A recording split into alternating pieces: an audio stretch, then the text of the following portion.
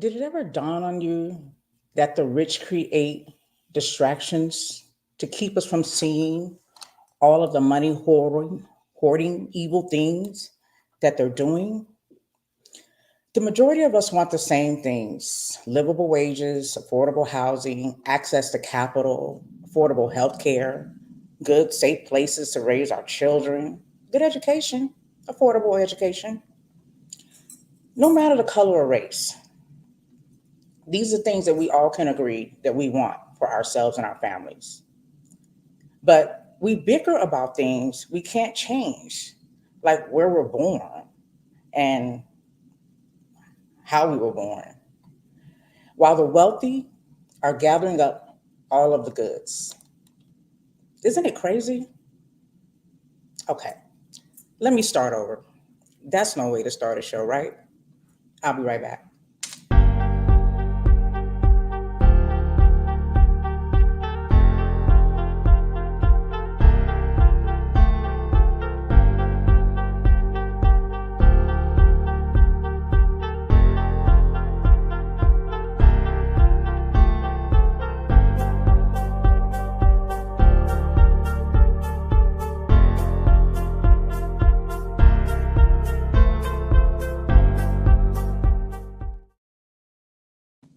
Welcome to In Your Ear Radio. I am your host, Latoya. So very happy to be with you today. And thank you for joining me on this lovely Saturday. It is fall, but I swear, don't feel like fall. I don't know what's going on out here in Vegas. Listen, we're going to talk about climate change and global warming and what's real and ain't real. So we'll get into it, y'all. But I'm just saying it's hot. But it's beautiful. So beautiful that if you guys are sitting here with me right now, can I just say thank you so much? Because the truth is, you could be anywhere else, but you are here with me. And for those of you who join me later, I appreciate y'all too for checking me out.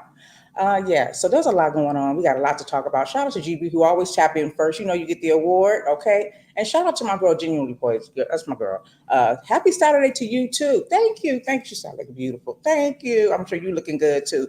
Beautiful voice, lady. So yeah, so happy to be with you guys today on this warm. I know it's in the hundreds. I'm saying I'll be shouting out the West Coast for keeping it 100, especially in Vegas. But come on now, it's fall. You know what I'm saying? It's fall. I got on my fall colors. You know what I'm saying? You know what's going on? Okay. But anyways, yeah. So yeah, that's what it is. So I missed you guys last week. Did you miss me? Yeah, I missed you too. I missed you so much. I followed you. Did you follow me? Did you hit the like and subscribe? You can do that on Facebook and YouTube, and I will appreciate you for it. Thank you so very much. Okay. Yeah, I took a break because it was my birthday, and I decided I was just going to fall back and just take it all in, enjoy another year of living and appreciation for being alive and being alive with those who are alive as well. And so I went to the coast of San Diego. I seem to plant myself there, straight on the beach, often around that time of year. So um, that was lovely. So y'all know what I need to do. I need to share this video. So let me do that right now before I forget, so that those who are watching me on Facebook and in my group can see me, and then we can continue on my birthday conversation because I got some stuff to say.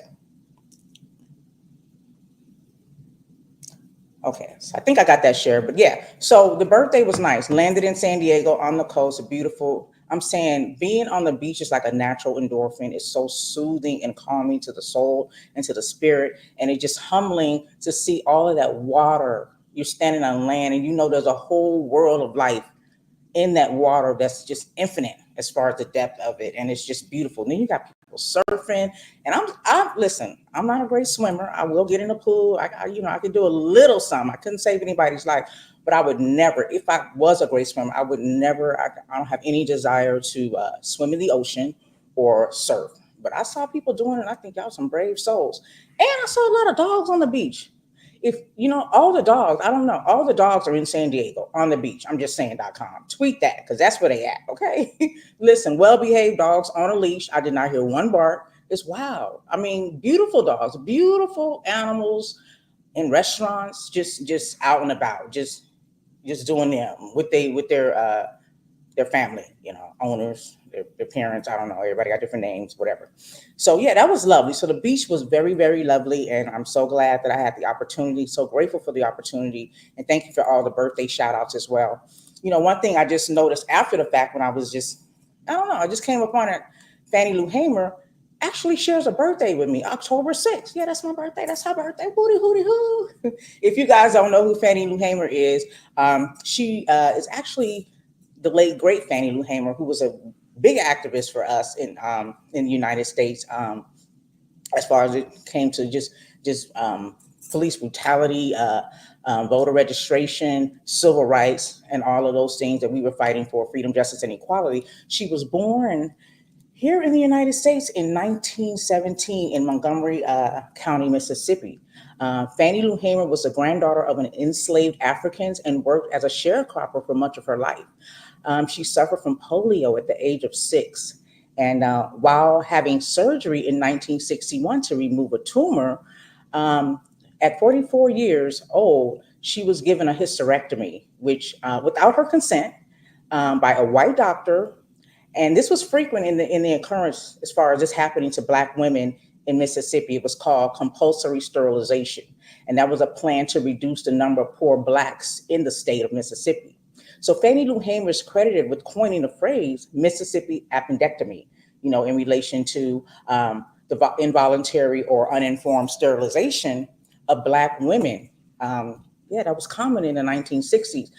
What she's really famous for, Fannie Lou Hamer, who was born on my birthday too, before me, October 6th.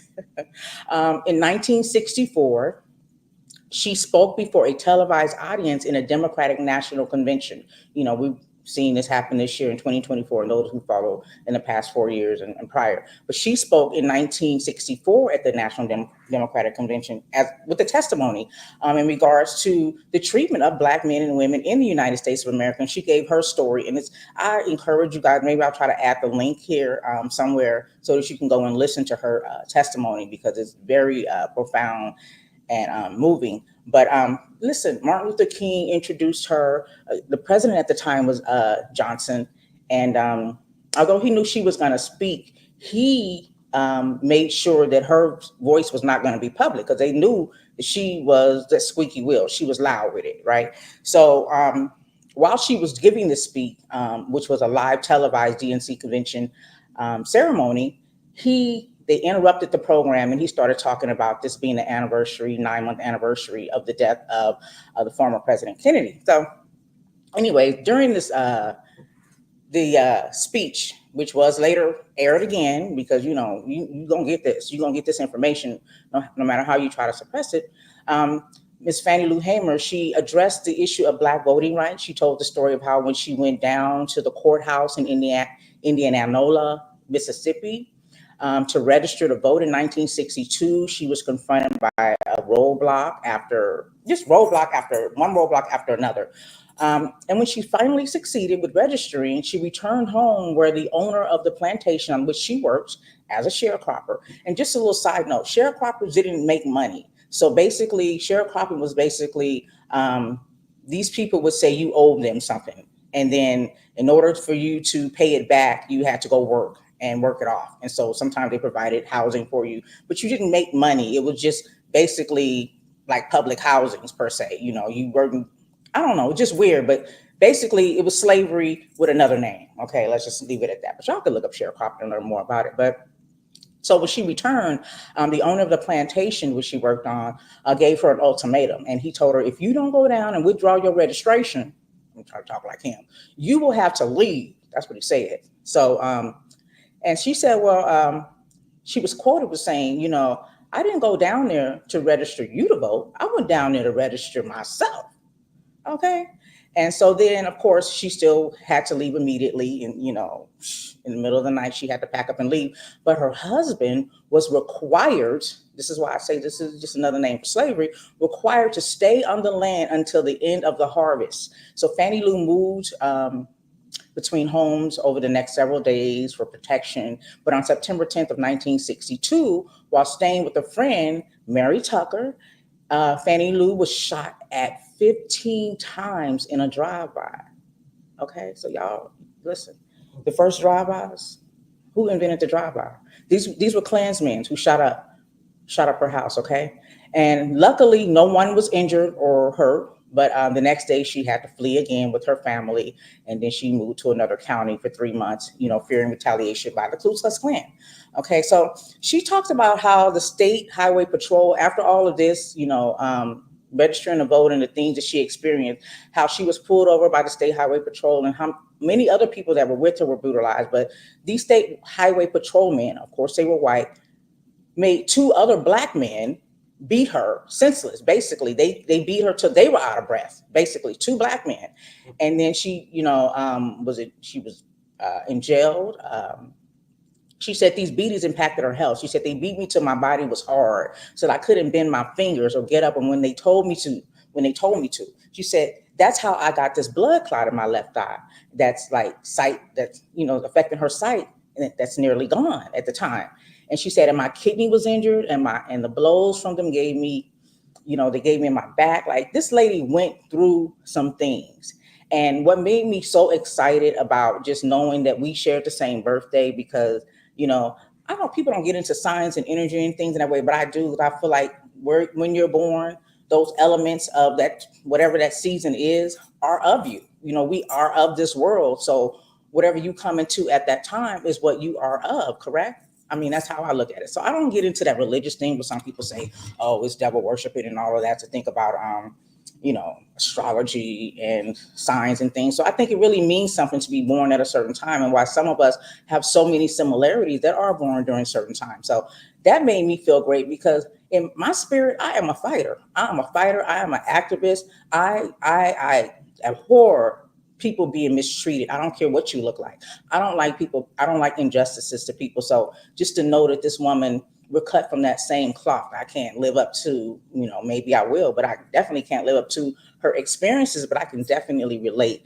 And it kind of breaks my heart just reading some of the things she said that I could relate to in experiencing, life in here in the United States. But if you don't know, some of her famous quotes is, I'm sick and tired of being sick and tired. Y'all might know her by that. And also, there's another famous quote she has that I'm going to play. And this is a quote that the late, great Mr. Joe Madison used to play on his show often. And I just love it, that he played it. So this is one very popular quote that she would play too as well. So he's in this conversation, he's actually talking to a man. This is maybe 1 or 2 years ago. He just passed away this year. But there was a man that called into his show and was just basically saying, yeah, America needs this, basically a Donald Trump, so that America needs to fall, because basically what happens is, we're going to learn our lesson. And so that was his message, calling into the Joe Madison show. And this is what Joe Madison had to say to him. And so let me get that going for you, because I am the producer of the show too. I am the host. I am the producer, and all of that. But here we go. Conference of America. Now, where were you? Can I answer a question? Yes, where will you be, or where do you want to be when America falls? well, I'm gonna tell you this. No, don't tell me. America, Listen. I'm gonna tell you like I told the other callers. I didn't interrupt you because I don't want to get into the. I asked you a simple question. Where do you want to be when America falls? Where do you? America. Wait a minute, Sammy. Where I'm at. On my knees praying to Lord. So that's Jesus where you Christ. want to be. Well, let me tell you what Fannie Lou Hamer said about being on your knees while you're watching America fall. You can pray until you faint, but if you don't get up and try to do something, God is not going to put it in your lap. And there's no need of running and no need of saying, honey, I'm not going to get in the mess. Because if you were born in America with a black face, you're born in the mess. Goodbye, Sammy. Goodbye. That's my dude. I have his energy in me too. Like I said, I don't think I could ever live up to either one of those great people, but they paved the pathway for us, and they kept fighting for us, and they did what they could do while they were here. And I'm so grateful and appreciative for them. But Fannie Lou having the same birthday as me, that is such an inspirational thing. And so, yes. And, there's another wise quote that says that if you don't say something, folks will kill you and say you enjoyed it. So when people look at me and tell me to fall back or say that I'm doing too much when I'm speaking up and speaking out, I understand some people are really concerned about, the backlash, because there's some crazy weirdos out here. But I am who I am, and I cannot live in a world where people are being mistreated and living unjust. Like, even if I'm free, I cannot be 100% free until all of my people are free. So, I understand that quote when it says, if you don't say something, folks will kill you and say you enjoyed it. You know what I'm saying? So I'm one of those people that are going to speak up, and I'm going to talk about the things that matter, to talk about the things that are not just affecting me, because some of the things don't directly affect me that I talk about or that piss me off. But there are things that are happening that I don't like happening to other people. I don't think it's right. And I think that, it needs to be addressed. So shout out to Fannie Lou. Yeah. So anybody, if you guys are still trying to give me a gift or something, listen, I don't need anything. I'm blessed. I got good health. I have everything that I need materialistically. Your presence is my present. But if you really just want to do something, have a kind gesture, if you haven't already, please register to vote. If you're still able to, in some states it's closed, but most states are still open. And then please vote. And y'all know how y'all got to vote. You got to vote your interest, and then take somebody with you to the voting booth, at least one person. And that'll be a gift to me and to this country and to all of us. So I thank you so much. I thank you so much. Shout out to my sis. Hey, Bree, I see you, sis. What up? And speaking of voting, so then you can go to ballotready.org. You can go to this website. You can register to vote. You can see who your potential candidates are for seats, who's actually holding the seats in your state now. You can look at the ballot. So some of us, we get the ballot in the mail. Okay, shout out to your gift card coming. I appreciate it, baby. I love you for it. And you can go onto this website and you can, again, register to vote. And you can also look at your ballot in your state and see what, voting option, the questions are on your ballot. So you can be prepared, because a lot of us don't really understand some of the questions because they're kind of tricky, right? And so we need to look at them and then holler at somebody who does know what this means and be able to break it down to us. So when we go to the voting booth, we understand what we're voting for, because that's a lot of things. A lot of times, that's what discourages us. Right? We don't really understand what we're voting for, what we're voting about, and that's important. Shout out to all y'all joining me in the chat. I love y'all for it. Y'all know. Listen, I'm an intellectual. I like to communicate. I like to communicate, and I got braces, so y'all know I'm gonna slip up with the words. But so I appreciate y'all being in the chat on Facebook and on YouTube. I appreciate it a lot. So keep that in mind. So go onto this website. You can find out also at usvotefoundation.org to find out the last days to register to vote in your state. Also to find out when to early vote, which I strongly encourage, because you never know what's going to happen, right? I'm the queen of procrastination, or the princess, I don't know. But I've learned that if you do stuff in advance, you don't have to worry about it later. You know what I'm saying? You stay ready. You ain't got to get ready. So I encourage people to go ahead. If there's early voting available in your state, do it ASAP, because that way you get it out the way. Look, God forbid anything happens to you where you're not able to show up. Maybe you're having a baby. Maybe you get sick. Maybe you have to leave. Maybe there's some emergency in your life, but you don't want to miss the opportunity on November 5th to vote. So if you have the opportunity, please take advantage of that and vote early. And I am suggesting to pull up, you know what I'm saying? Pull up, because I don't know about these ballots, even though I did read that they are secure.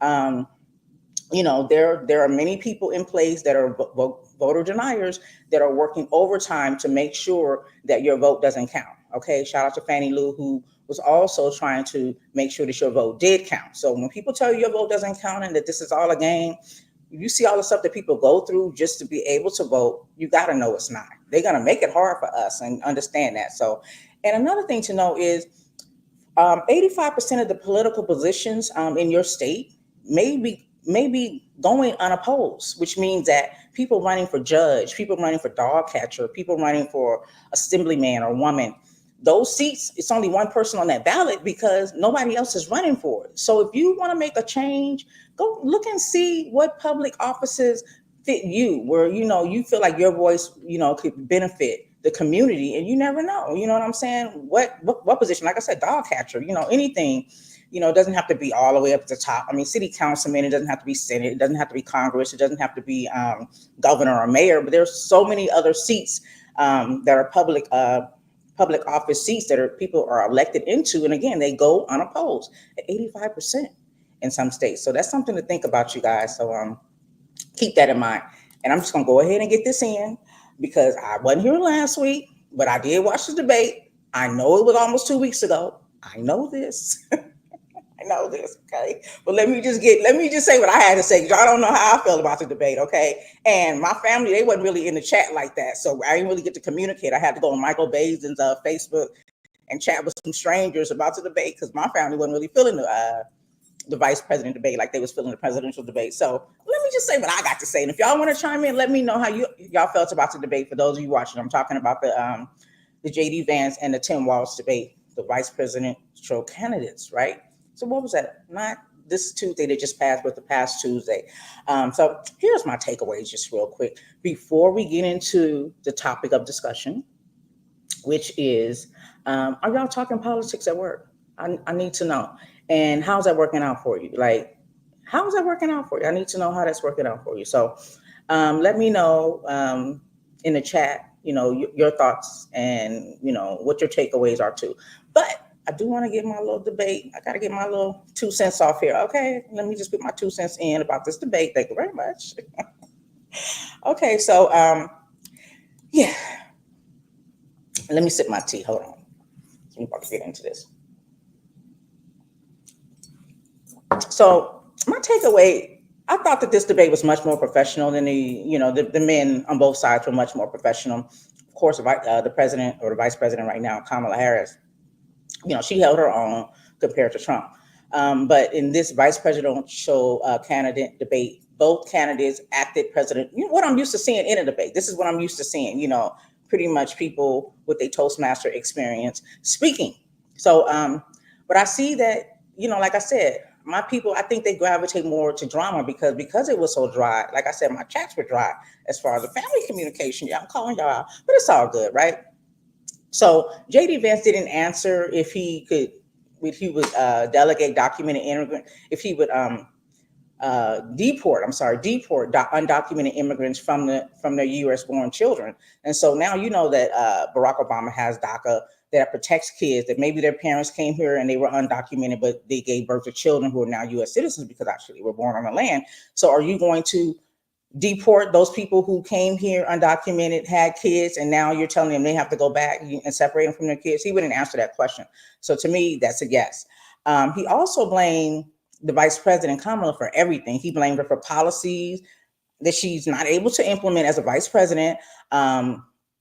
And he kept referring to her on any topic matter, any subject matter. He kept referring to her. And I was like, can somebody get us motherfucking civic lessons? Please, por favor, gracias, mucho gracias. But, I knew what he was doing at the same time, right? Because I know he's smart enough to know that the vice president didn't have the capability to do any of those things that he was blaming her for or accusing her of doing. But he knew that people were going to hear what they were going to hear. And some of us haven't had civic lessons and they were just going to go with the rhetoric. So I understood, he's slick with it. What's the saying? It was on Idle Wild. Ain't nothing slick to a can of oil. Ain't nothing slick to a can of oil. I see you. But anyway, he went there with it. And so I was upset that Walz didn't ask him, like, why didn't your boy Trump, why did he stop the immigration bill? Because y'all know this is still a subject matter. I mean, it's a big topic of discussion, right? It's a big topic of discussion.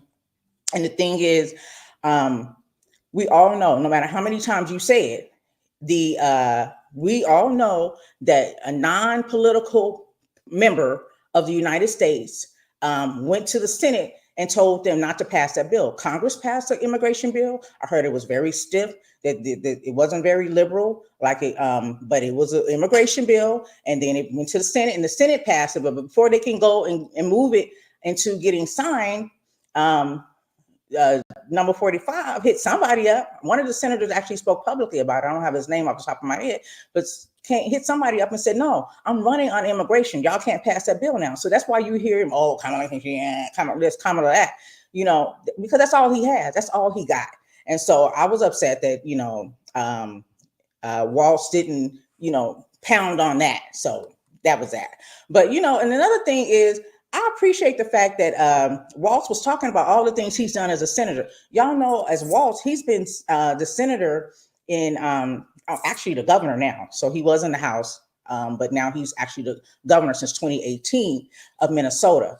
And he's implemented so many things since he's been in office compared to JD Vance, who's been a senator since 2023. Notice he didn't push back and say he had did anything for his state besides sowing confusion, hatred, and racism and just everything negative when it came to Haitian immigrants, and by talking about eating cats and dogs. But other than that, he didn't say anything he had done for the state of Ohio as a senator. Okay, but Senator Walz went down the list, and I went down his list because he didn't mention everything. But some of the things, and I'll try to speak swiftly. I know some of y'all say I've been talking too fast, so forgive me.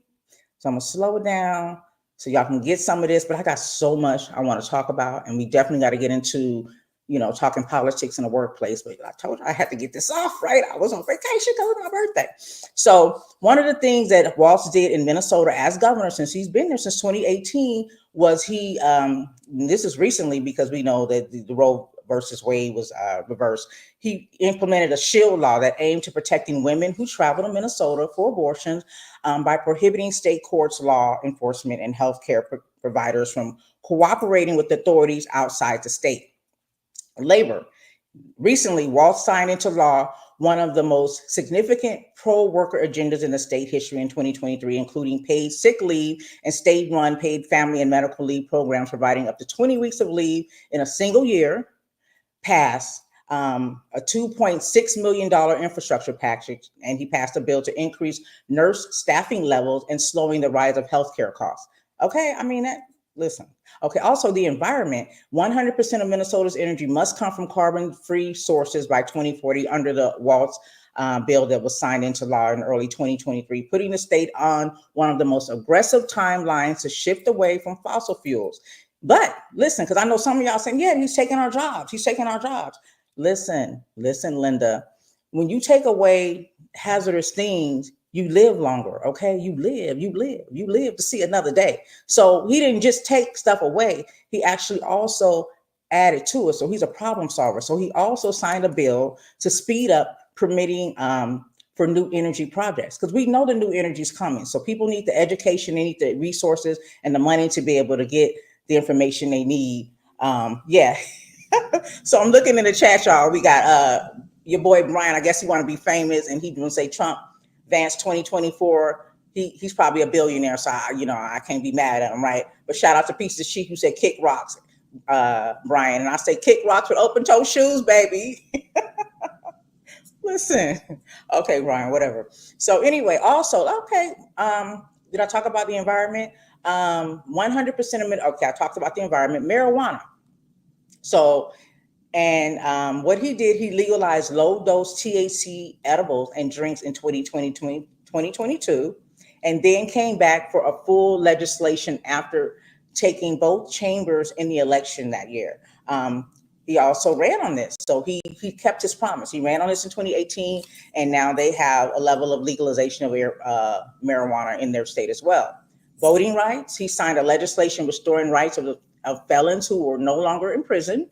The law was upheld this week in the face of a legal challenge. This was, I don't know what week it was, but the bill restored the right to vote to over 50,000 Minnesotans who have completed their sentences but remain on probation or parole. Okay, so prior to that, they had to wait until they were out from under the government's control and had paid their fines and restitution. Given Minnesota's lengthy probation, that could add up to years. Okay, so when he signed that, it's called the Democracy for the People Act as well, and that aims to make casting a ballot easier. So when we're talking about voting rights, he restored rights of felons. So remember, people who have paid their debt to society are still paying taxes. So they still need to be able to have representation. They should not have taxation without representation. Some of the people who are making these laws are, have the best interest of these people who, are trying to thrive and survive. So they need to be a part of this voting system, okay? So also with the People Act, which aims to casting a ballot easier, the law includes automatic voter registration, allows 6 to 17-year-olds to pre-register to vote and create permanent mail voting lists. That means the voters can automatically be sent a mail-in ballot. A lot of this stuff we already have here in the state of Nevada. Shout out to our governors prior who did implement these things to make it easier for us. So we don't have those struggles here. Even with people who have felonies, they can still vote, not having paid all of their restitution. I may be mistaken, but I think that is true. And the bill for taxes, gun laws, and housing. So he's making it well, the taxes. He signed a bill expanding the working family credit in his state. They also passed a one-time tax rebate between $260 to $1,300, depending on the family size. Also, Social Security income, no taxes on Social Security income for joint filers earning less than 100,000 a year. I don't think they should be taxing Social Security anyway. How you gonna just keep taxing me though? Like that's money that I've been taxed on while I was working. You took it out the pot for me later. Okay. Yeah, it's just the taxes though. These taxes. So yeah. So it was one of the largest child tax credits he also implemented. And he granted 1,750 per child for low income Minnesotans. Um, and married filers who make 35,000 annually and 29,500 for single taxpayers. There's also a tax cut as well. So that's just part of it. And I just want to say that, when we're thinking about voting, when we're thinking about voting our interests, these are the kind of things we have to think about. You got JD Vance talking about women who don't have kids, that they're not humble, and that they're not in a position of leadership, and that, they call them childless cat ladies. Like, you dogging women that can't have kids, and you dogging women that don't want kids. Like, who are you? Like, okay. And so then you have a person who works for everybody, who tries to make sure the working man and the working poor can benefit and live and thrive. And that's something that it's crazy, because even when we try to blame the presidents for our economy and how we struggle, it's really corporations. And I will say the Federal Reserve. And I want to get into that a little later too. But while I brought you here, I definitely want to get into this conversation and talk about, are we talking about politics in the workplace? Y'all let me know. I'll just stay off top. I'm not. I have people that I associate with outside of work that, yes, I will have that conversation with. But if it becomes, where other people are around that I don't talk to, then the answer is no. I'm not having that conversation. I'm not having that conversation. So, but I wonder if some of you are, because, I remember back in the day, the saying was, as far as a place of employment, we didn't talk about religion, and we didn't talk about politics. So, things have changed. I don't know. Maybe I'm just living longer and experiencing different things. Yeah, that's what I'm saying. Same thing, Bree. They say they don't talk about religion and politics in the workplace, but a lot of people do. Yeah. And Pieces of She said, yeah, we're passive aggressive in my workplace, and we wear shirts and hats. What? They let y'all do that? Man, I think that there was a dude that came with a hat on, "Make America Great Again." To me, that is a KKK hood. If you got a "Make America Great Again" hat on, that you might as well just come in with your hood on, because I'm gonna just, y'all know off top, I'm just tell you, if you supporting that man number 45, knowing what you know about him, yeah, y'all cut from the same cloth. And my opinion of him is he's definitely a racist. He's definitely evil. He's definitely not good for this country. And if you support him, you don't support me. So yeah, what? Yeah, I can't believe they let y'all wear shirts and stuff to work that support. Yeah. Shout out to Omar, who says, we talk about politics at work. My immediate department is open about it. So how does that work out though? Are y'all on the same page? Like, do y'all all support the same party? Like, what are the discussions? Yeah. Yeah, a lot of people did get bold. They got bold when he Funk, whatever his name is, got elected. And yeah, don't let them get you effed up, right? You know what? I ain't even gonna waste my bail money on these fools like that. But I will cut you off. Simple as that. I will cut you off when it comes to, once you show me who you are, I believe you. Shout out to the late great Maya Angelou, and that's what it is. So, but I remember in my workplace, in a workplace that I worked in, people used to actually come into our office, judges and people running for office, and leave their flyers on our desk. Like they would come, walk through, and smile at us. And I don't know if that was appropriate, but eventually they stopped doing it. But I didn't think nothing of it. But I don't know if that was appropriate because, yeah, again, that's bringing politics into the workplace.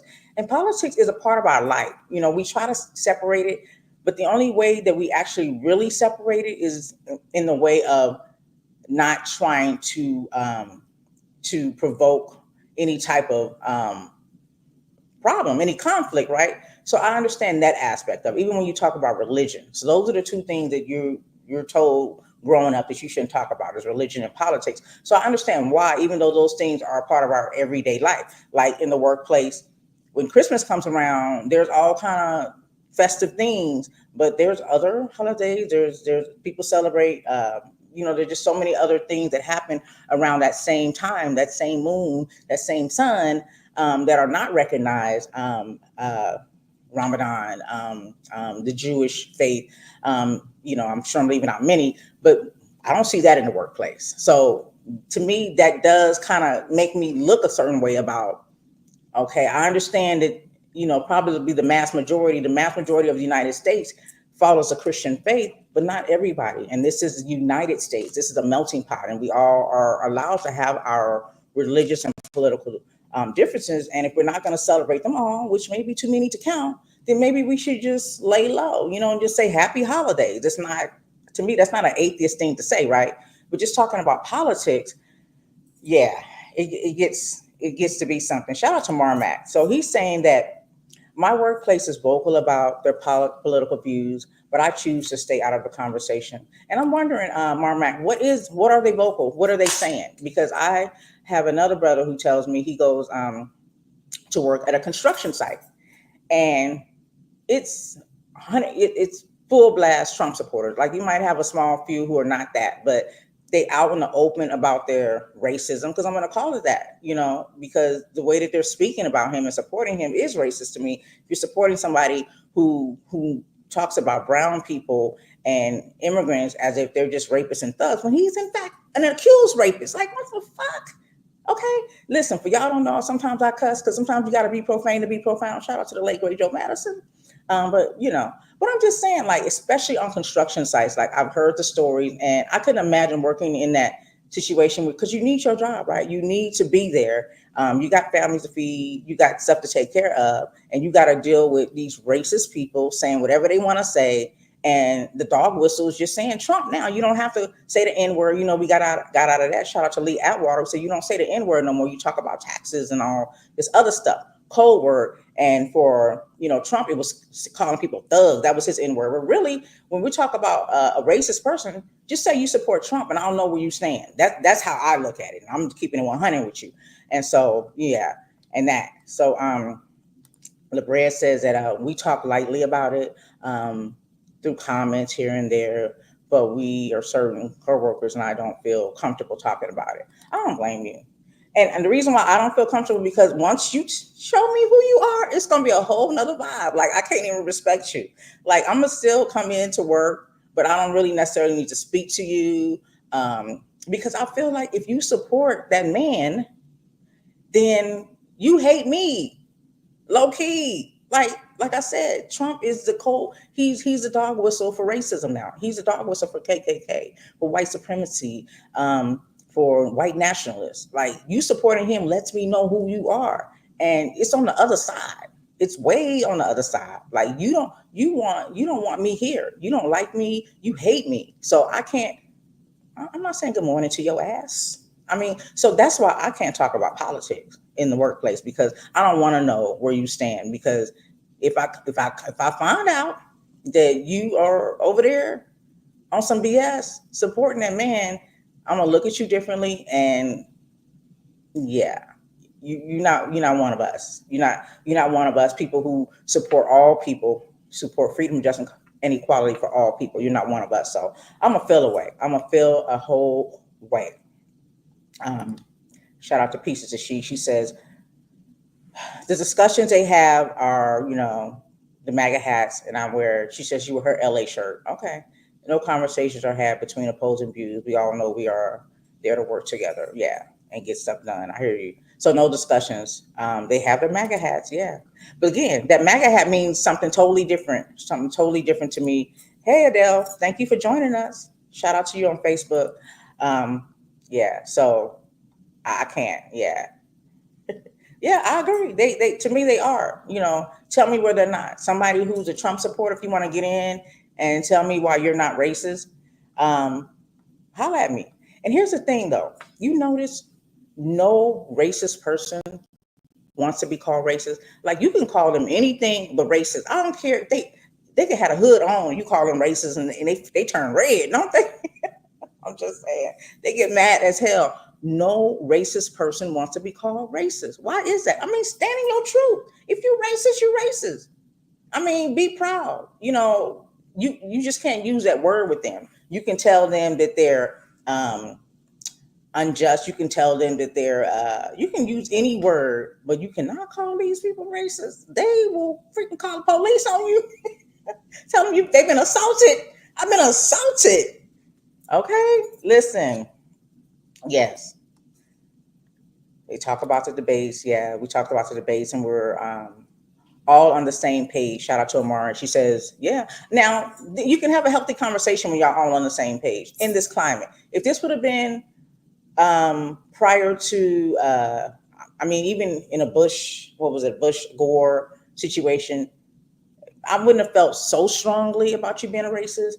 But in this climate, this man has full blown showed us who he is, and you still supporting him, and it's like it's out in the open. Then yeah.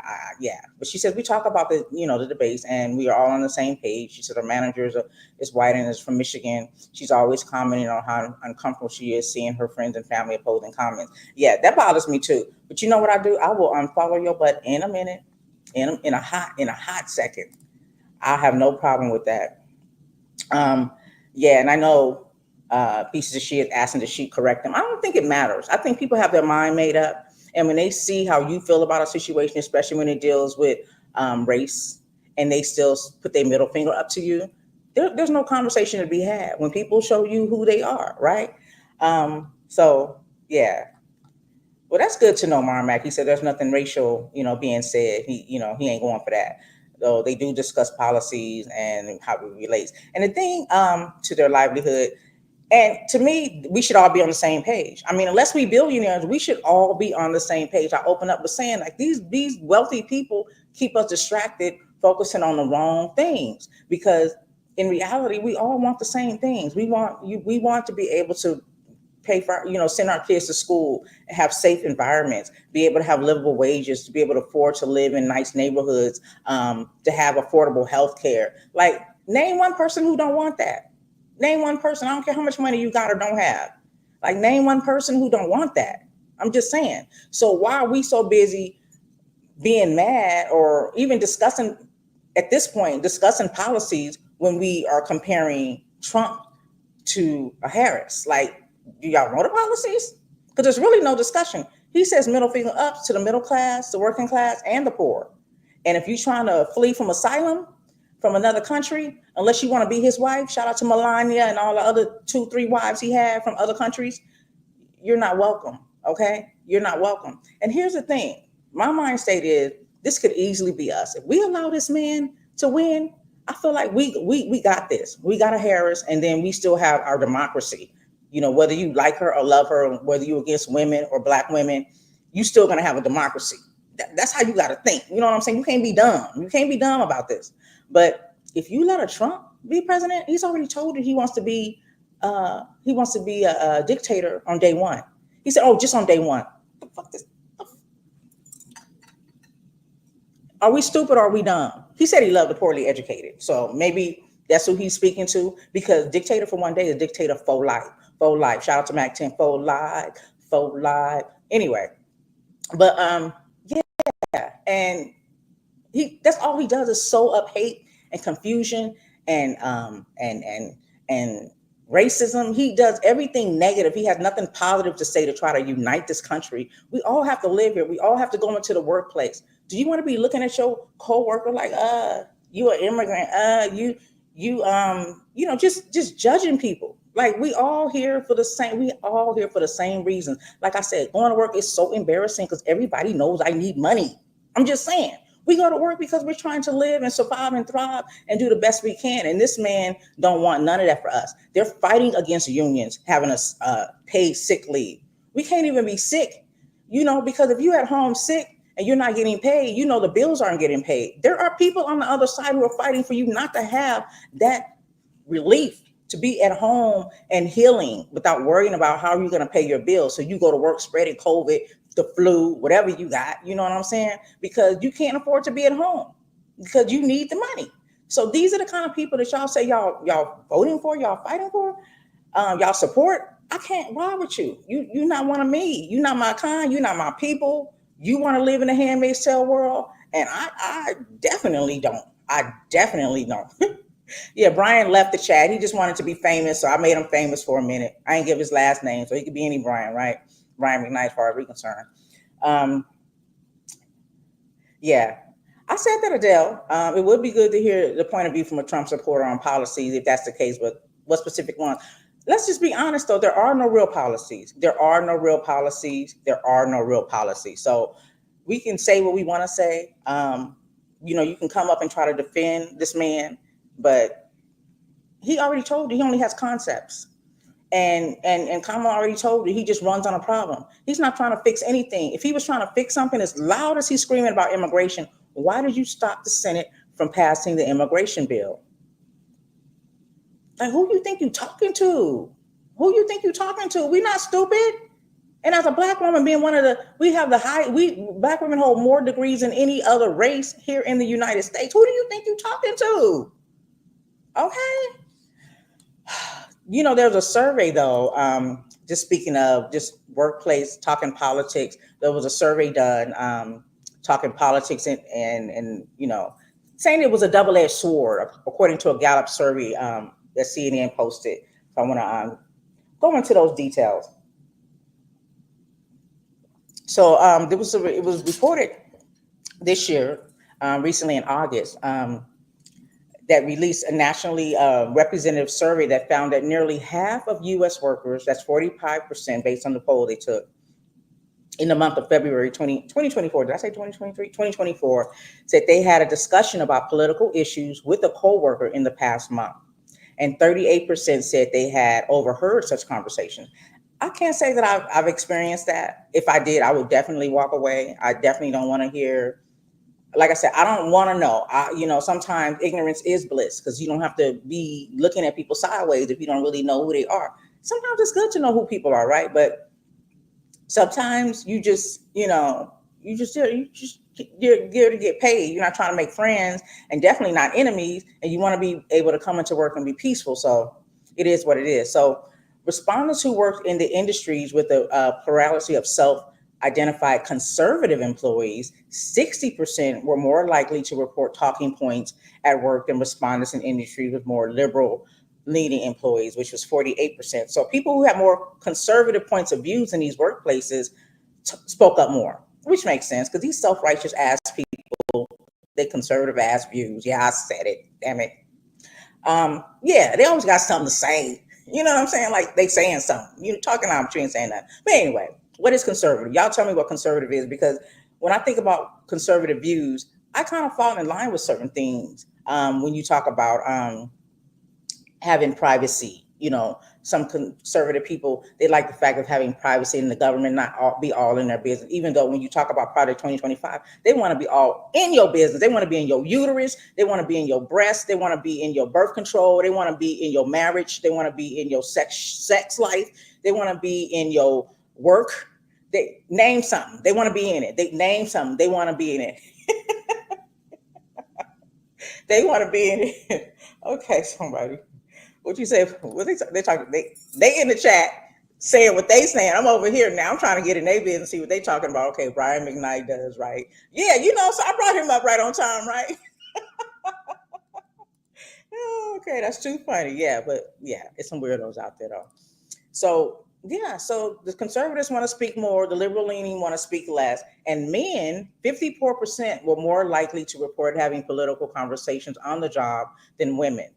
which was 35%. So 54% of men. So men want to speak more than women. Why do you think that is, y'all? Why do you think men are more vocal about their political views than women? I really think it's just cultural. I think we're coming out of that cultural era, but I really think that it's cultural, because women were, groomed to, you know, be quiet, right? Just be seen and not heard. And then men, they were the ones with the ties and conversation. So I could see that, and especially if you're having a conversation with men. And I'm gonna tell you one of the things they do to that's triggering to me. I'm working on it, but to have a conversation with the men, and y'all see how I am, right? I'm just me. Like, I get amped and I'm animated and I like to talk and I like to, get into it. You know what I'm saying? Because that's me. And I think that it makes for an interesting conversation the way I conversate. Now that's a word, y'all know. It wasn't before, but now it is in a dictionary. Conversate is actually a word. So it is a word. I'm just saying .com, tweet it. But when men say things like, you're being emotional or you're getting emotional. So I can see why women would back away from having conversations, especially when it's a man involved, because the minute you tell me I'm being emotional, I know that you're being emotional because you can't handle this conversation. And so this is your dagger to try to back away. Because somehow women are the only humans that have emotions. I'm just saying. But not everyone reported feeling comfortable with those discussions. 14% said that such conversations helped them feel included, and 11% said that the political exchanges even made them feel closer to their coworkers. Are y'all bonding on politics? Y'all got your coffee? Y'all sipping y'all coffee? Y'all having a conversation? Okay, at the water cooler. I see you. Listen, okay, but 12% reported feeling uncomfortable, and 3% said they felt they were treated unfairly for their views. Yeah, I'm gonna treat you unfairly. No, I'm not. I'm just not gonna say shit to you. Like, that's why I don't want to talk politics in the workplace, and I don't think people should. I honestly don't. Like, having a conversation with someone that I have a relationship with outside of work, we have that conversation in the workplace. It's cool, but when other people are around, I'd rather not have it because I do not want to hear your point of view. Because if you say the wrong thing, I'm just saying. So engaged workers were much less likely than disengaged workers to say they felt uncomfortable. So people who are engaged, I guess, knowing what's really going on with this political world, didn't feel as uncomfortable as people who didn't. And I get that because I've had conversations with people who aren't really political savvy. You know what I'm saying? They don't really know what's really going on as far as policies and who's what and what. And so I can understand why that would make them feel uncomfortable. For me, I feel uncomfortable because I don't want you to say the wrong thing to me. Like, words mean something to me. You could do a whole lot, but words I'm kind of on words. Like, I did good in school with words. I elevated in word classes and English and all of that. So I'm kind of real particular about the words that you speak. And so I could get that. And me being someone who is, I'm not going to say like, put myself up there, but I have a little knowledge on what's going on in the world. I know a little bit about a lot of things about, or a lot about a lot of things. And so I really have an opinion, but again, the workplace is not the place because these are not my peers. These are people I may have to see every day and communicate with, work with as a team. And I just don't want to feel like I'm working with a racist at any point in time in my life, because that's just a very, not a good feeling. So just going on into the survey that I'm reading, posted by CNN, that this suggests employee engagements may have a buffering effect on political discussions, increasing the chance that employers give trusted coworkers the benefit of the doubt during political discussions. Now, employers should not be allowing coworkers to have these discussions, in my opinion, even if they disagree, is what the conversation goes on to say. So likewise, they may feel safe expressing contrary opinions on their own. So this was a Gallup report again. They said, it is what it is. Yeah. Shout out to Belle. Thank you for joining me. Mwah, mwah, mwah, mwah. She said, sadly, I personally have coworkers and friends who distance due to politics. Yeah, I get it. I know for some people, they don't think that politics should divide us. I'll divorce them. I just can't. If my spouse was in there talking some Trump, y'all don't see my leg, but I already, you know what I'm saying. I know how to pick them. He know how to pick them, so we good. But here's the thing: I just need to dial it back. This isn't just your everyday average politics when people just talking about taxes and welfare and corporations and and war. This is our freaking Handmaid's Tale's freedom. This is some real deal Holyfield. Like if you're telling me that you're supporting someone who's willing to take away everybody's freedoms except a rich white man, we gonna fall out. We gonna fall out. I'm sorry. Like this is different. Like I said, if this would have been a Bush Gore climate, okay, maybe it'd be a little different. But this ain't a Bush Gore climate. If this would, even when it was geez, I just forgot who Obama was running up against. Y'all hit me in the chat. Good Lord. But anyway, this is different. I'm not shy about that. I'm not ashamed to say that. I don't really care if I don't deal with you anymore, because the thing about it is sometimes, let's just say like you loan somebody $50 and they never pay you back and y'all fall out about it. That person never talks to you again. It took you $50 to learn that that person wasn't your friend for whatever reason. So in this case, it took me knowing your politics to know that you ain't my friend. Like we don't have nothing in common, dude. If you're trying to take my rights, if you with some Handmaid's Tale type shit, I can't roll with you, period.com. I mean, this is different. Y'all look up Project 2025. Like, what are you talking about? You support him. Are you illiterate? Are you deaf? Are you dumb? Because I did ask the question, are Trump supporters racist or are they just dumb? You one or the other. Listen, y'all can add me. Y'all can add me. But I just don't understand. And that does frustrate me because I read this stuff that he does. I hear the stuff that he says. And then the people that support him, they don't even have nothing. I mean, because I listen. Like I said, I'm an intellectual. I'm looking for reasoning and rationale. I listen to reason. I listen because I want to learn and I want to be able to dissect what you're saying to me, because I have all the faith. I have so much faith in people that what you're saying is meaningful. So I'm waiting for you to explain to me why you support him. And then you say some dumb stuff. Oh, his policies. Oh, okay. So you're illiterate. Yeah. Oh, yeah. Or you deaf? Because if you can't hear, you don't hear what he said. You can't read. I'm just saying.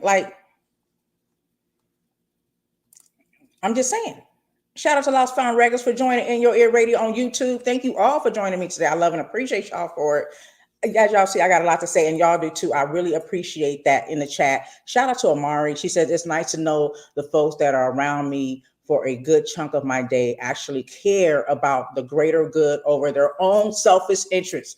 Politics today is a black and white choice. Period. You know what I'm saying? Don't play with me. Do not play with me. Play with you know who, but don't play with me. Do not play with me. Because I'm here, I told y'all, I have an activist state of mind. I have an activist energy. I come from that cloth. I come from fighting for freedom, justice, and equality. I come from people who want to see all people thrive. I don't care what you look like.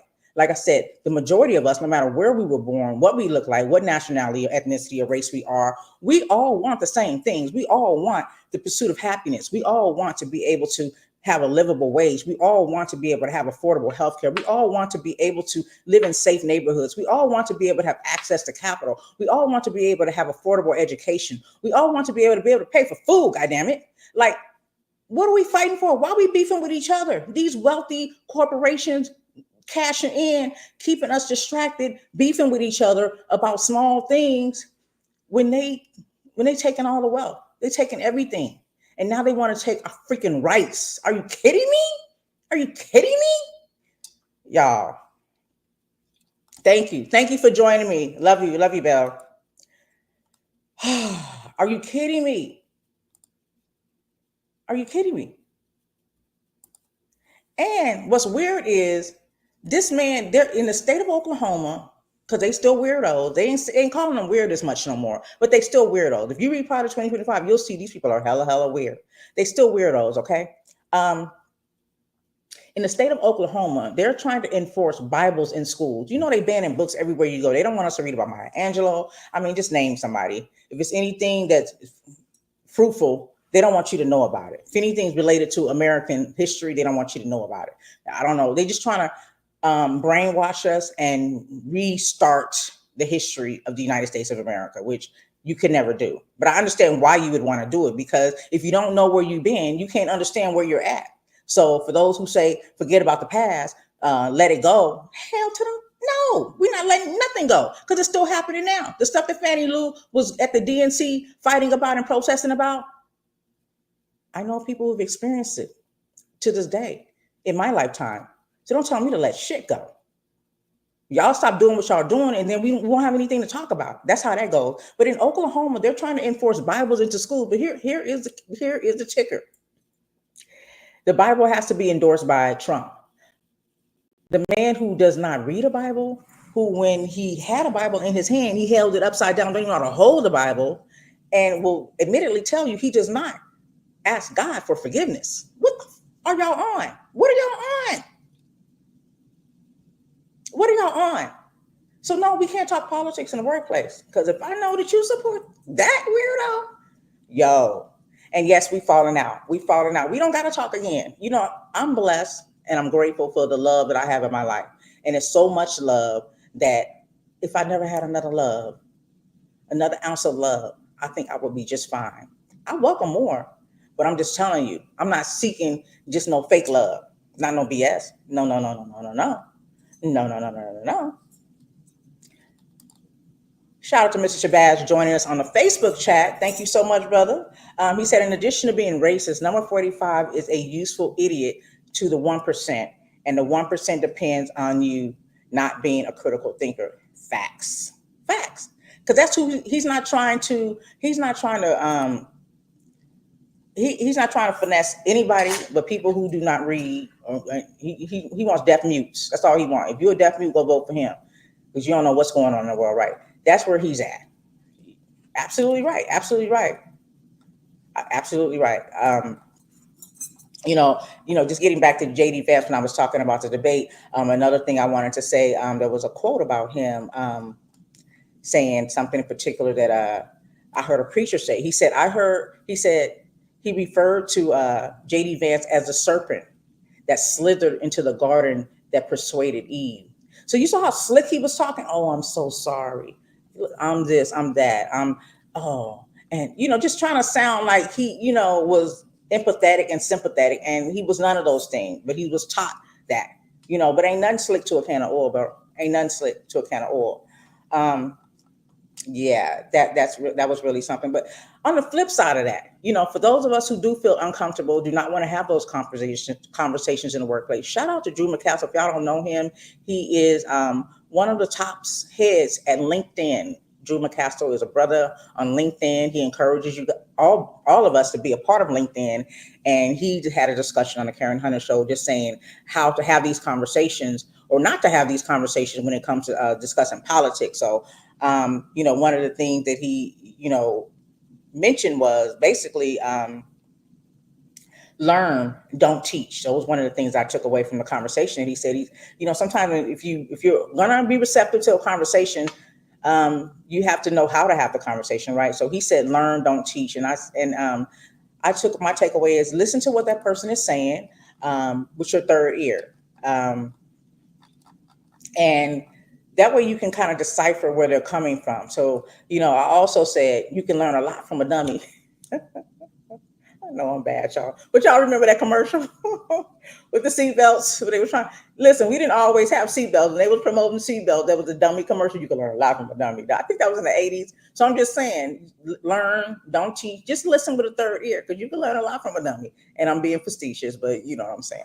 I'm gonna be silly sometimes, but seriously, hearing someone say that Trump will give tax cuts to corporations, or they're concerned about immigrants taking over, or they're pro-life, that gives you a chance to kind of listen and get your takeaway is to go back to your drawing board and present the facts. So when you're having these conversations with people that you do care to have these conversations with, you can be prepared to give them truth, because none of this benefits them. If you're not a corporation, if you're not a billionaire, you're not benefiting from Trump's policies. And pro-life people, I think we all are pro-life, and we are all pro stay out of my goddamn business. Okay. And for those that want to be in our business, you should not be in a position of making decisions to that degree because we deserve privacy. Okay.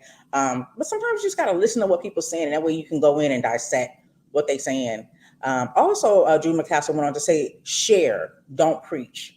And that kind of hit me because I always feel like I'm preaching because a lot of times I feel away when I hear people talk.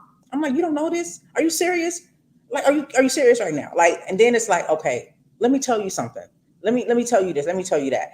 And so I'm really working on that because, like I said, I'm a real, I think I speak a little aggressively, not in a violent way. I'm just who I am. It's not to say that, how some people say that people will tell you, well, this is how I am, and that's okay. I'm not saying it in that way. What I'm saying is my personality is really lively when I get into an intellectual conversation because I'm a big on having intellectual conversations because I have so much going on in my head, reading and just observing and watching, and to be able to have a conversation with somebody who's familiar with these conversations, I get excited about it. Like some people might get when they talk about football, sports, I don't know, dancing, I don't know, whoever, your favorite flame, I don't know.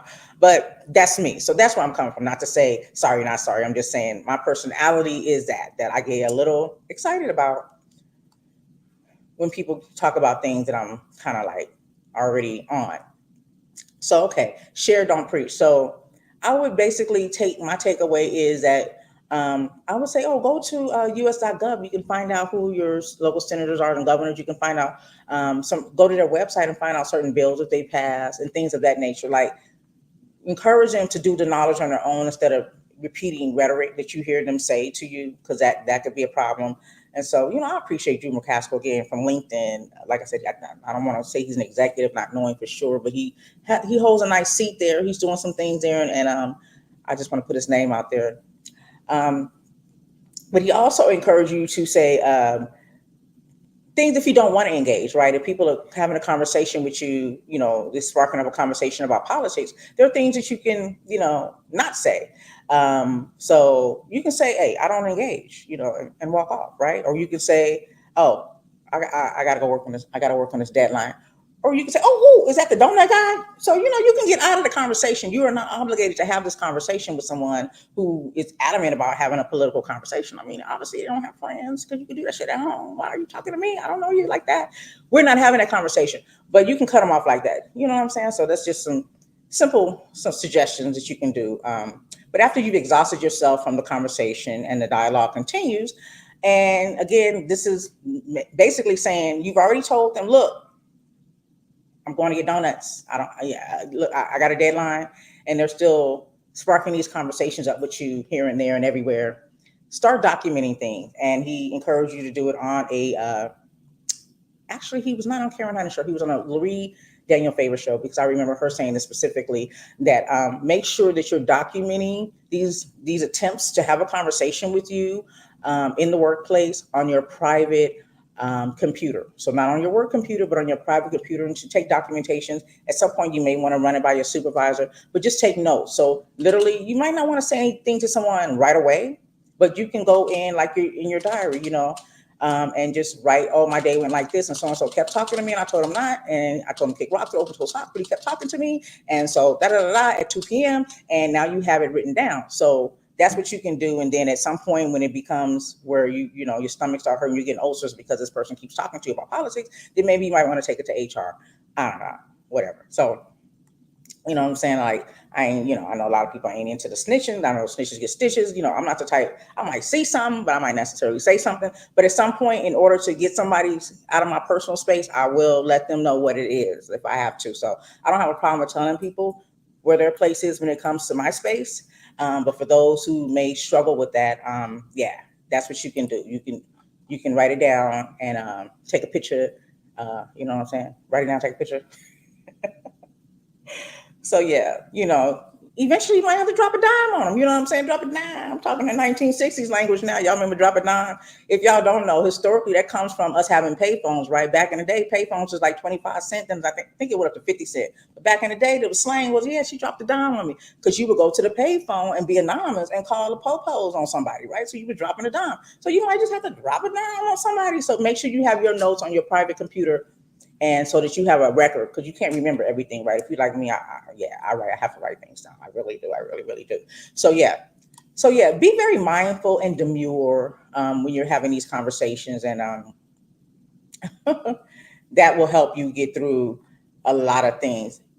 My heart goes out to people in that are struggling with this hurricane in Florida. I just want to say that, and I could imagine what it's like to be in the midst of it. I know people who are from there, natives, they're used to it, but this was like really a big thing. There were 12 deaths. There's been gas shortages, flooding, power outages. 1.5 million people are currently without water. That was earlier today when I was looking it up. I'm going to recommend, for all of us, including myself, we need to get us a generator. So that way, I don't know how they do it or what they do. I know somebody on here knows the technicalities of having a generator, how it works. But that way, when the lights go out, the lights come back on.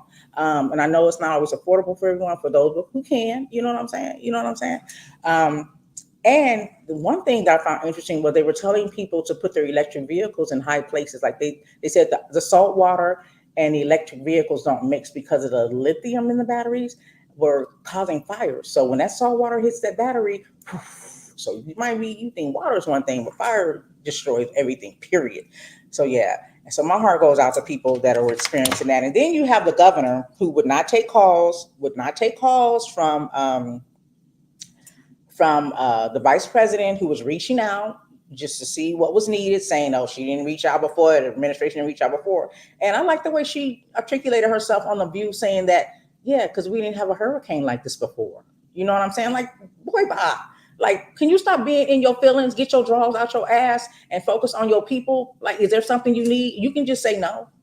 But you're supposed to be representing your constituents. And when you're not doing that, that's another reason why you should not be in that seat, because you're taking things way too personal, and your interest should be on the people and not to be here playing political games with people's lives. People need stuff. Listen, I hear people struggling. Everybody can't even get flood insurance, and then imagine how expensive it is. You know what I'm saying? For people to even have that form of protection, and then you can't just your house is flooded. Where do you go? You have to go live in a hotel. Hopefully, if you do have the proper insurance, they'll put you up. These insurance companies are not your friends. They're like HR. They work for the company, not you, not for the people. I had to learn that. So I'm just saying. So you're at the mercy of people who have money, and don't be ashamed, because the money that they're giving to these states come from taxpayers. You think they go into their deep pockets and go into their bank accounts and giving it to you, DeSantis or Harris or anybody who's giving money to states? No, they're using taxpayer dollars. So, she was just really going in, just discussing how, shame on those who are price gouging right now, right? Because then you have people wagging their fingers too during this hurricane in Florida, saying these people should have got out.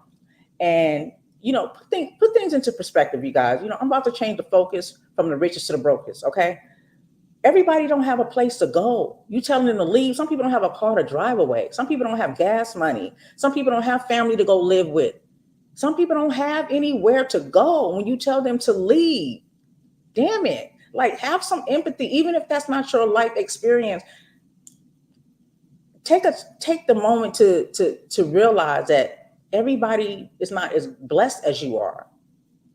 Everybody don't have places to go. Shout out to a lady who got on social media. She was like, yo, I'm in Georgia, but y'all don't come stay with me. And a lot of people did that for people during Katrina. All types of families, white, black, they were welcoming people into their homes because people don't have anywhere to go. So y'all say people, they stand back. They're staying back because they don't have the option. Where are they going? You don't have a car. You don't have a place to go. You can't afford to go stay in a hotel. You need those resources in your lap immediately in order to make a move. Otherwise, you stay there and you're at the mercy of God's grace during a act of nature, which they're also saying is not. And we'll get into that in a minute, real quick. I won't hold you up too long, but I do want to have that conversation. There's a lot I want us to talk about, but I'll get to it next week because I know this is Breast Cancer Awareness Month as well. So I'll get into that next week because I got a lot to talk about. But Kamala, she let them have it when she was discussing the things that are going on with the hurricane, and this is what she had to say in reference to that. Federal resources you are entitled to receive without condition And there are resources that are available to you to deal with what you need right now. To, for example, get money to be able to fill your prescriptions and deal with a hotel expense and help you recover over the longer term. The other point I would make is this, and I've done this work in my career. Sadly, there are some folks who, during the moment of a crisis, will be very predatory and start jacking up prices like gasoline or hotels or airlines to take advantage of the desperation people are experiencing. So to anybody who's thinking about jacking up those prices, those companies that are thinking about doing it, know that we are monitoring and we're watching. And if there is that kind of price gouging, that there will be a consequence for that, because it's just wrong to take advantage of people who are desperate for help. And so know that we're watching that as well. Federally. So it's not the president that's price gouging. It's the actual people that are business owners, these corporations that are taking advantage of people who are being victimized through an act of nature. You know, arguably, because you have people who are saying that the Democrats created a hurricane because, because we're in a political, it's hard to even have this conversation, y'all, you know, because it sounds real dumb. Like I said, if you are, people that support Trump, you either racist or you dumb. I'm sorry. Okay. But so yeah.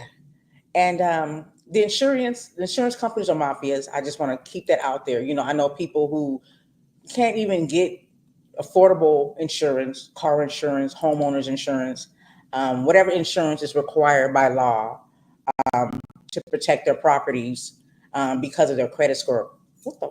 What's your credit got to do with insurance? You require a person to have insurance, and then you turn around and charge them a lot. So, you know, it's just this predatory situation where these companies prey on the poor. So it goes back to my point of saying is we fighting with each other. We beefing about our skin tone and who we sleeping with, you know, behind closed doors, but they're preying on us, the working class, the poor. They're taking all of our money. We getting higher interest rates. We're getting predatory credit lending.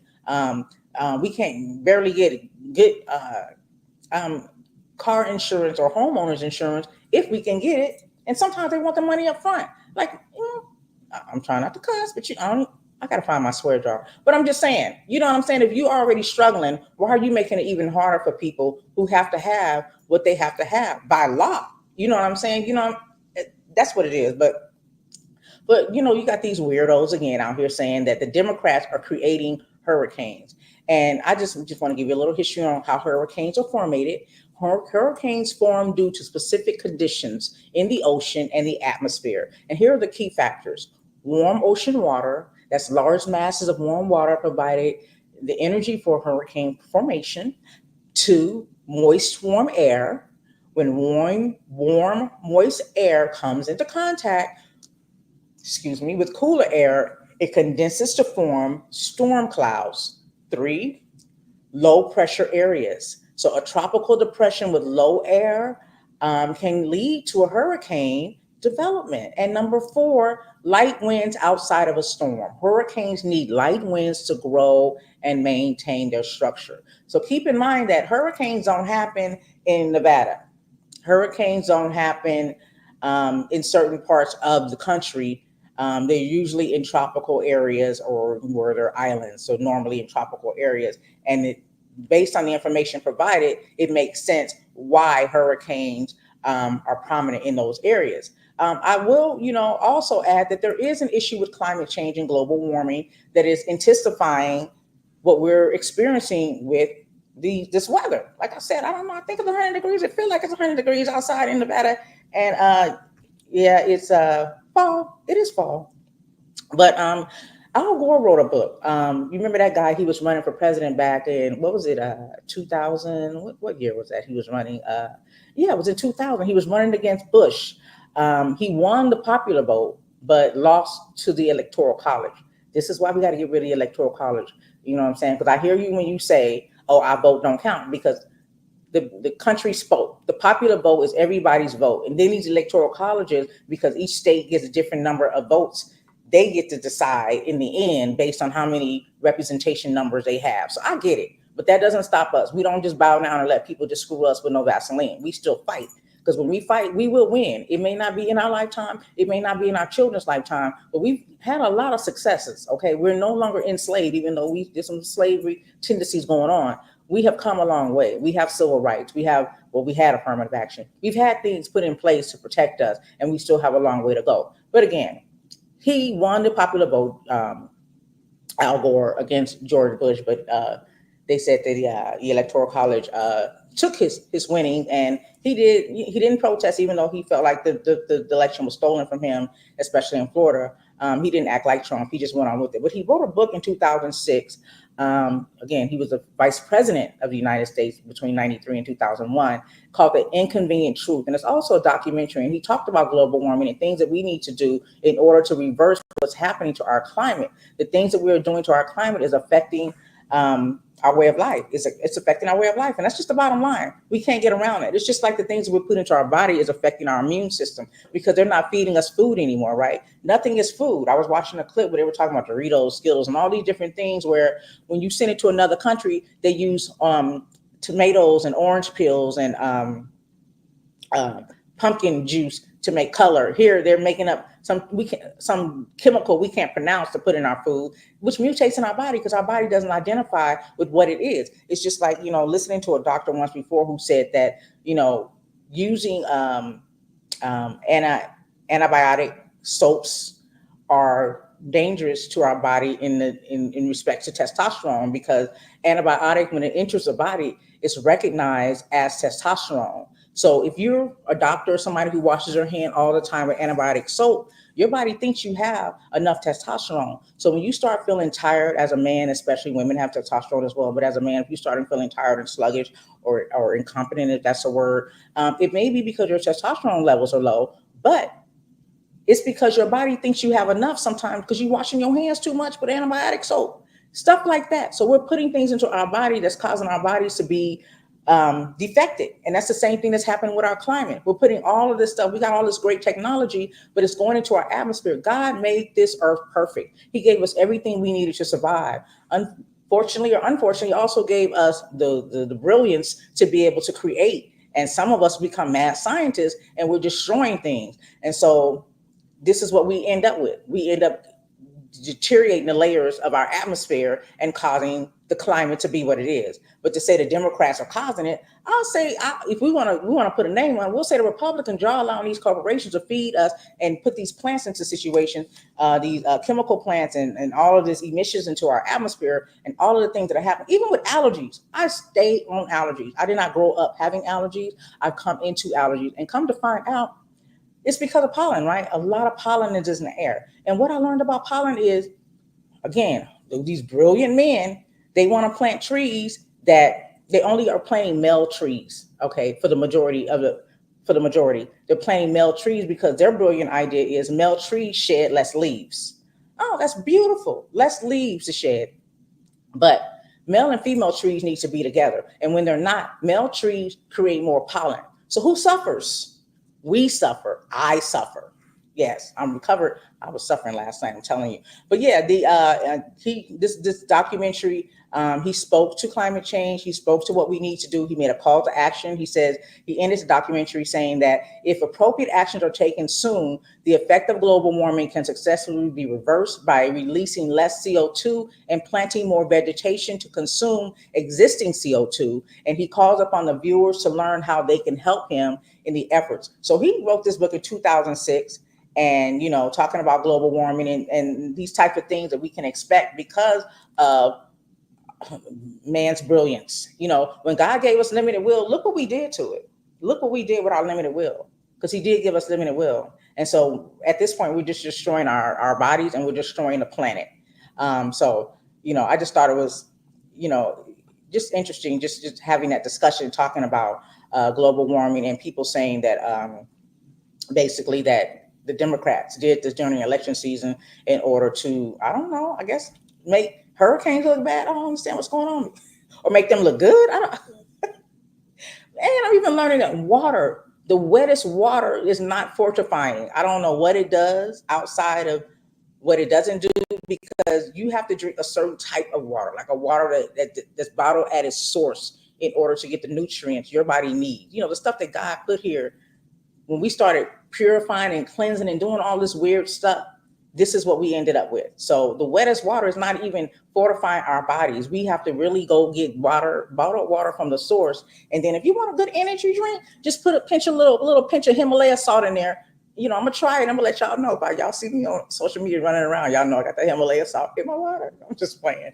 But okay, so much we have to counteract that. People thought they were being smart when they did these things, like creating plastic and all of the things that really damage us. It's convenient, but it's really damaging our bodies and it's damaging our planet. And we want to talk about, one thing I will say though, because when you talk about climate change, I will say there's a thing that I looked up that I do think, again, just speaking of how we are actually, as scientists, manipulating our environment, our bodies, and our planet. It has a lot to do with the things that we're doing. Global seeding. If you guys are not familiar with that, I had it written down here and now I don't see it, so I might not be able to get all the way into it. Cloud seeding is what it's called. So it's called cloud seeding. If you guys are not familiar with this is something that's going on as we speak. It's called cloud seeding, and this does, in fact, create a different climate condition. So cloud seeding is a type of weather modification that aims to change the amount or type of precipitation, mitigate hail, or disperse fog. Cloud seeding. So this usual objective is to increase rain or snow, either for its own sake or to prevent precipitation from occurring in the days afterwards. So that's what cloud seeding is, okay? So the methods of dispersion include aircraft and ground-based generators, with new approaches involving drones and delivering electric charges to stimulate rainfall, or infrared laser pulses aimed at inducing particle formation.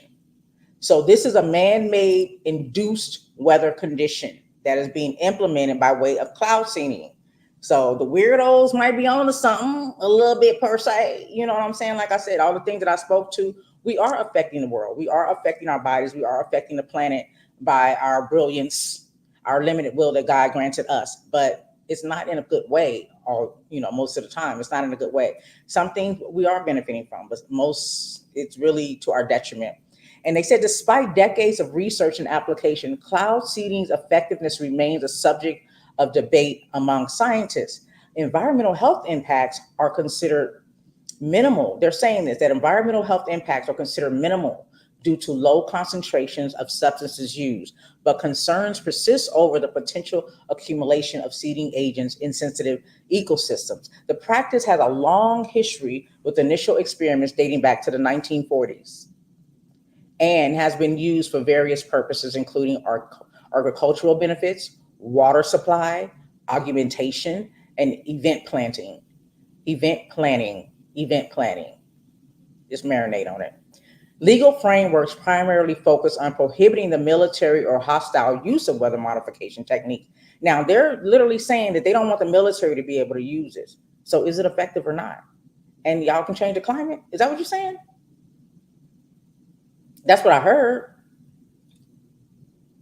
Okay. Leaving the ownership and regulation of cloud seeding activities to national discretion. Okay, so that go back to that states' rights stuff. Despite skepticism and debate over its efficacy, and environmental impact, cloud seeding continues to be explored and applied in regions worldwide as a tool for weather modification. Yes, that's what I just read to y'all. So go look up cloud seeding. So the weirdos might be onto something. And like I said, I don't think, do they have a real hurricane machine? Maybe not. But your factories, the things that you're doing to tarnish our beautiful planet are impacting tropical regions. And Las Vegas heat.com tweeted, I'm just saying, and my allergies, okay, the pollen, male trees, get the men and the women together. Y'all say y'all against same sex, but y'all be doing same sex type thing with plants. Okay, let me stop acting silly. Okay, so you want to talk about managing the financial climate? Do y'all want to talk about that? And I want to get into the Federal Reserve, and then I'm going to get out of here. But I just want to just give you something to think about, because again, a lot of conversation is rooted around um, the president. Oh, the gas prices are up, food costs more, can't get toilet paper, the cost of living, interest rates.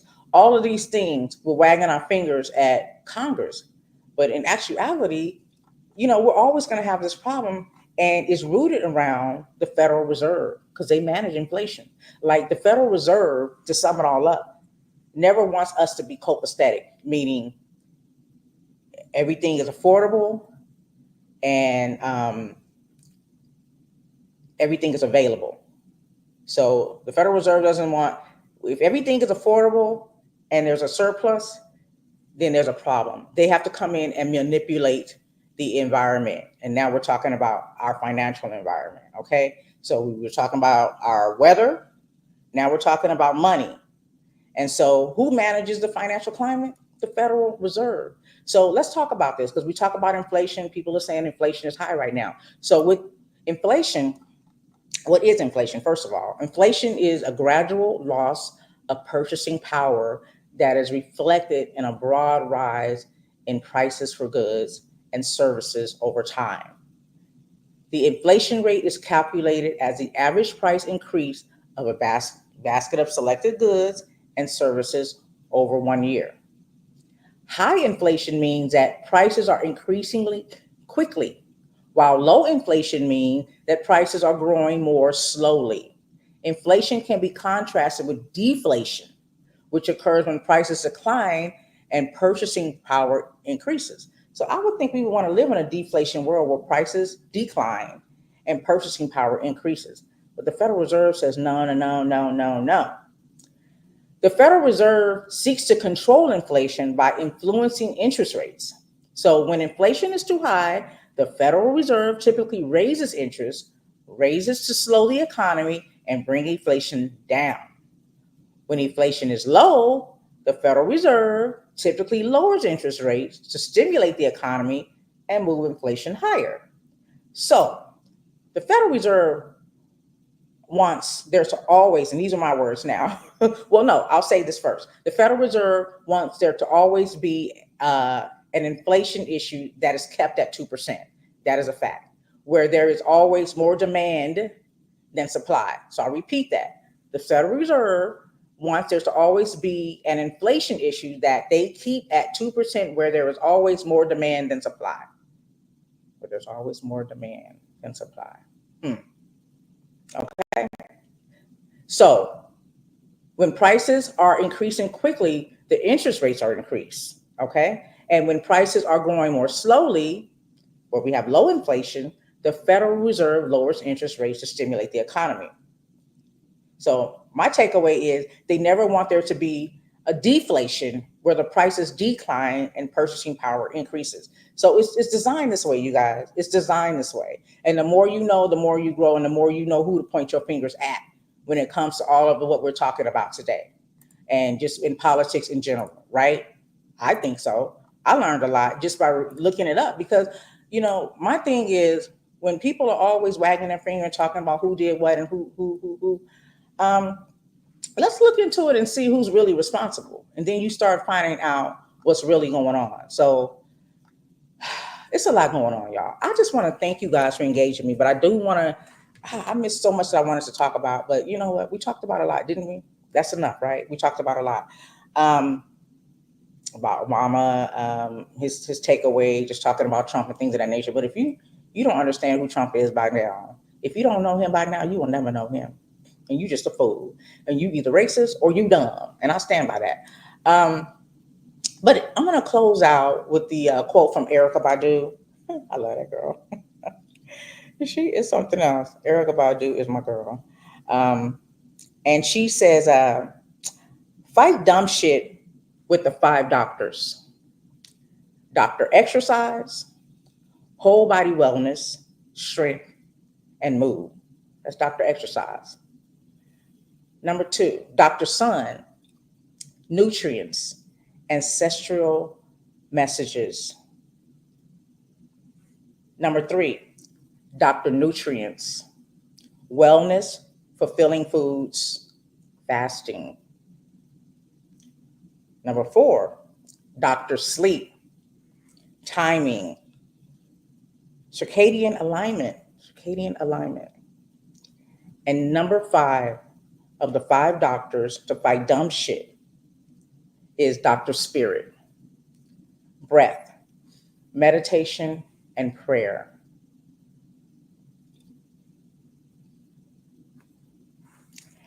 Again, for all of you who are here watching me live, I love and appreciate y'all. Big ups to the chat. Y'all the real MVP. Y'all give me energy. So when the energy is low, just know the chat is low, okay? Because who am I talking to?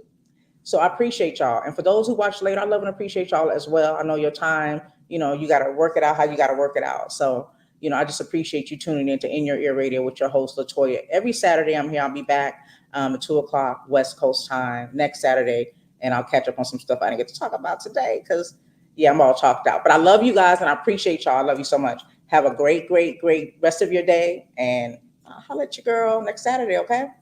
All right. Oh, wait a minute. I forgot something. Hold on. It's a big up to y'all in the chat and for all of y'all watching.